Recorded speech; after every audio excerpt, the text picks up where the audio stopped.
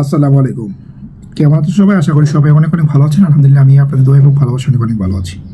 এই মুহূর্তে যে একটা টপিক খুবই আলোচিত হচ্ছে সেটা হচ্ছে যে এই মুহূর্তে বাংলাদেশের সবচেয়ে বড় সুপারস্টার কে, সাকিব আল হাসান না হামজা মাহমুদ?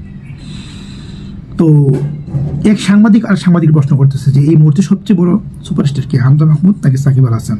তো অপরপক্ষের যে সাংবাদিক উনি খুব তড়িঘড়ি করে বললেন যে এই মুহূর্তে বাংলাদেশের সবচেয়ে বড় সুপারস্টার হচ্ছে হামজা মাহমুদ চৌধুরী, যেটা নাকি বাংলাদেশের একটা 2 বছরের বাচ্চাও নাকি জানে, এবং সে বলতে যতটুকু দেরি করছে ওই বাচ্চাটা নাকি এতটুকু দেরি করবে না। ফুটবল খুবই জনপ্রিয় একটা খেলা। হামজা মাহমুদ বাংলাদেশের সম্পদ। সে কিন্তু বাংলাদেশের হয়ে এখনো কোনো ম্যাচ খেলে নাই। সে ইংলিশ প্রিমিয়ার লিগ খেলছে, সেটা বাংলাদেশের জন্য গর্বের বিষয়। আমরা ফুটবল দেখি, ফুটবল খুবই জনপ্রিয় একটা খেলা। ফুটবল জনপ্রিয় খেলা বিধায় কিন্তু আমরা এই বাংলাদেশ থেকে সুদূর আর্জেন্টিনার মেসিকে সাপোর্ট করি, ব্রাজিলের নেইমারকে সাপোর্ট করি, রোনালদোকে সাপোর্ট করি। বাংলাদেশ থেকে তাদেরকে আমরা সাপোর্ট করি। ফুটবল জনপ্রিয় একটা খেলা।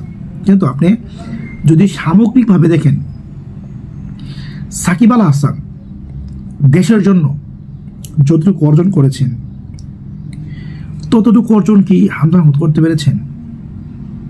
দেখেন, উনি ইংলিশের প্রিমিয়ার লিগও যদি জিতে বাংলাদেশের কি নাম হবে বলেন তো? এটা বলতে পারছে বাংলাদেশ খেলো, কিন্তু আমার কথা হচ্ছে বাংলাদেশের হয়ে, বাংলাদেশের জন্য এই দুজনের অবদানটা কি আপনারা তুলনা করেন তো? সাকিব সে 3 ফরম্যাটে একটা বাংলাদেশের একটা প্লেয়ার 3 ফরম্যাটে সেরা হওয়া, আপনি অলরাউন্ডার সেরা চিন্তা করছেন।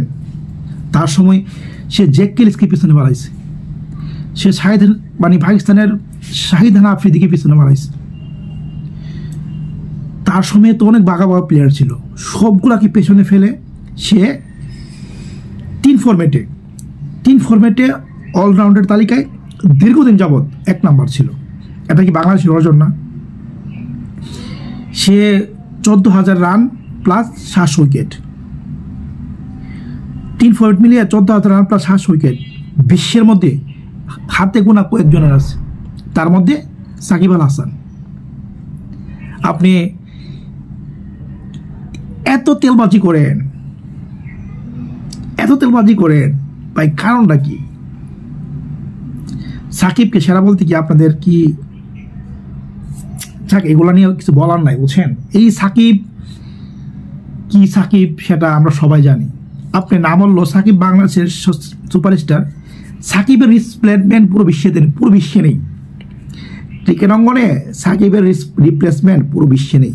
সাকিব যতদিন খেলছিল ততদিন সে কিন্তু তার অলরাউন্ডারের শীর্ষস্থান ধরে রাখছে, বুঝছেন?